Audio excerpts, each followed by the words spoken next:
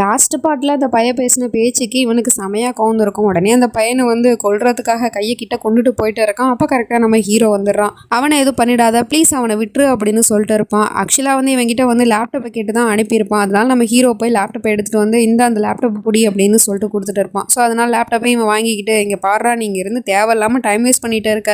நான் உங்ககிட்ட என்ன சொன்னேன், 7 மணி நேரம் தான் டைம் இருக்குது அப்படின்னு சொன்னேன். அதில் பாதி நேரம் நீ இங்கே இருந்து டைமை வேஸ்ட் பண்ணிட்ட.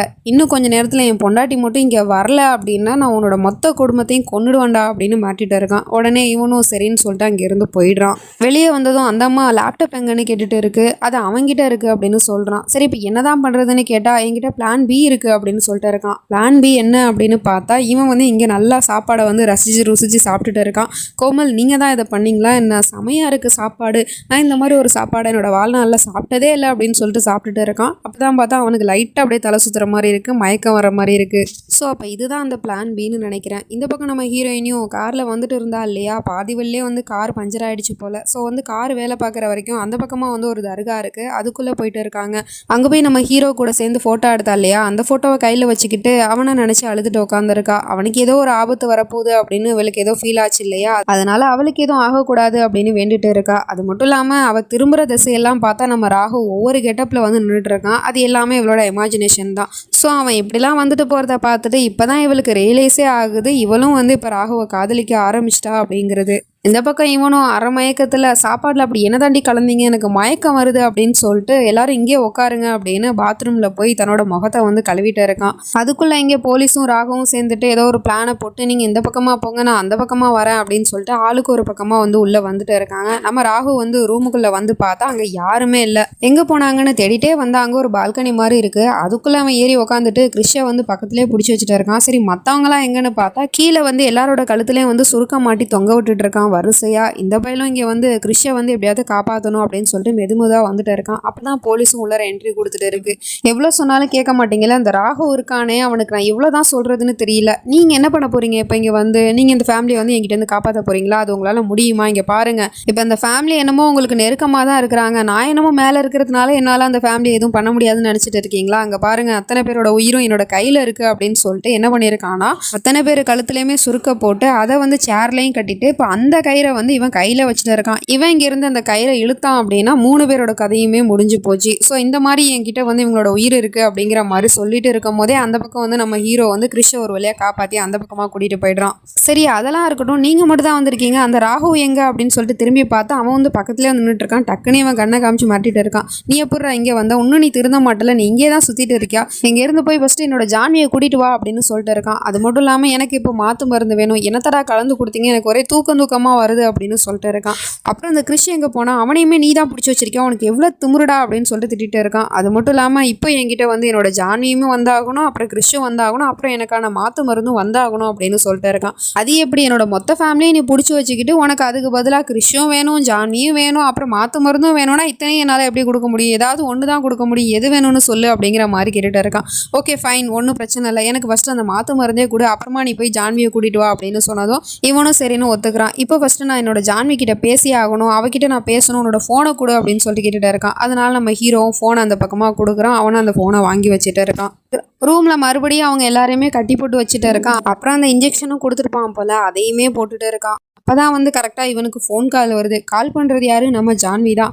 அவள் கால் எடுத்துகிட்டு அந்த பக்கம் யார் இருக்காங்கன்னு கூட தெரியாமல் எனக்கு இப்போ புரிஞ்சிருச்சு ராகு, எல்லாமே புரிஞ்சிருச்சு, நீங்கள் எனக்கு ஒரு சாதாரண ஃப்ரெண்டு மட்டும் இல்லை, நீங்கள் தான் என்னோட வாழ்க்கை, நீங்கள் என்னை காதலிக்கிற மாதிரியே நானும் இப்போ உங்களை காதலிக்க ஆரம்பிச்சிட்டேன், ஐ லவ் யூ ராகு அப்படின்னு சொல்லிட்டு தன்னோட காதலை சொல்லிடுறா. பட் இதெல்லாம் வந்து ராகு கேட்கலையே, கேட்டது என்னமோ விராஜ் தான்.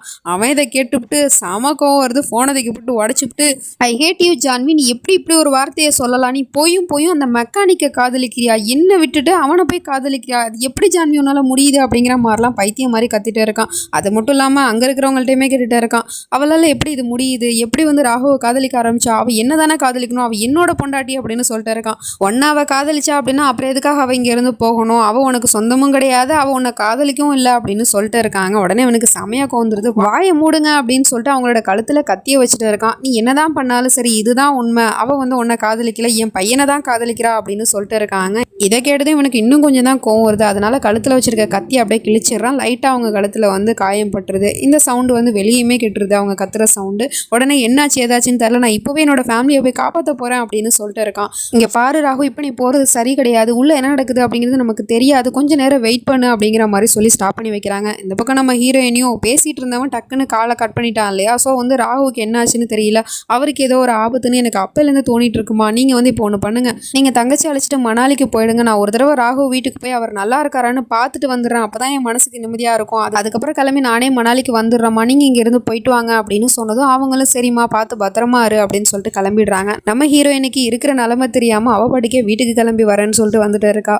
அதே சமயம் இந்த பக்கம் இவனும் அங்கே இருக்கிற திங்ஸ் எல்லாம் விட்டு அங்கே இருக்கிற எல்லாருமேலேயும் அடிச்சிருப்பான் போல். எல்லார் முகத்துலையுமே ஒரே காயமாக இருக்குது. அவளால் எப்படி இது முடிஞ்சிச்சு, அவள் என்ன தானே காதலிச்சுட்டு இருந்தா, இப்போ திடீர்னு வந்து எப்படி வந்து ராகுவை காதலிக்க ஆரம்பிச்சா, அவள் ஏன் பொண்டாட்டி, அவள் எனக்கு மட்டும் தான் சொந்தம் அப்படின்னு சொல்லிட்டு இருக்கான். அவள் உனக்கு எந்த விதத்தில் சொந்தங்கிற, அவளுக்கும் உனக்கு இருக்கிற உறவு தான் எப்பவும் முடிஞ்சு போச்சு, அவளுக்கும் உனக்கு டைவர்ஸ் ஆகிடுச்சு அப்படின்னு சொல்லிட்டு இருக்காங்க. உடனே இவனுக்கு செமையாக வந்துடுது. அங்கேருந்து ஓடி வந்து, அது எப்படி சாதாரண ஒரு பேப்பரில் கையெழுத்து போட்டால் எனக்கும் அவளுக்கு டைவர்ஸ் ஆகிடுமா, எனக்கு இந்த டைவர்ஸ் மேலாம் நம்பிக்கையே இல்லை, எனக்கும் அவளுக்கு இருக்கிற உறவு வந்து ஆத்மார்த்தமாக உறவு, அந்த உறவு எங்க 2 பேருக்கும் 7 ஜென்மத்துக்கும் இருக்கு அப்படிங்கிற மாதிரிலாம் பேசிட்டு இருக்கான். நீ என்ன பைத்தியமா, உனக்கு உண்மை என்னன்னு உன் கண்ணு முன்னாடியே தானே இருக்கு, அதனால புரிஞ்சுக்க முடியாதா அப்படின்னு சொன்னது இவனுக்கு செம கோவம் வந்துருது. அப்படியே கழுத்தை பிடிச்சி நெரிச்சிட்டு இருக்கான். உடனே அவங்க 2 பேரும் அம்மா விட்டுரு ப்ளீஸ் ப்ளீஸ்னு கத்திட்டு இருக்காங்க. இவன் ஒன்றும் பண்ண மாட்டான், சும்மா ஃபிலிம் காட்டிட்டு இருக்கான் அப்படின்னு சொல்லிட்டு இருக்காங்க, இன்னும் வெறுப்பேத்துற மாதிரி.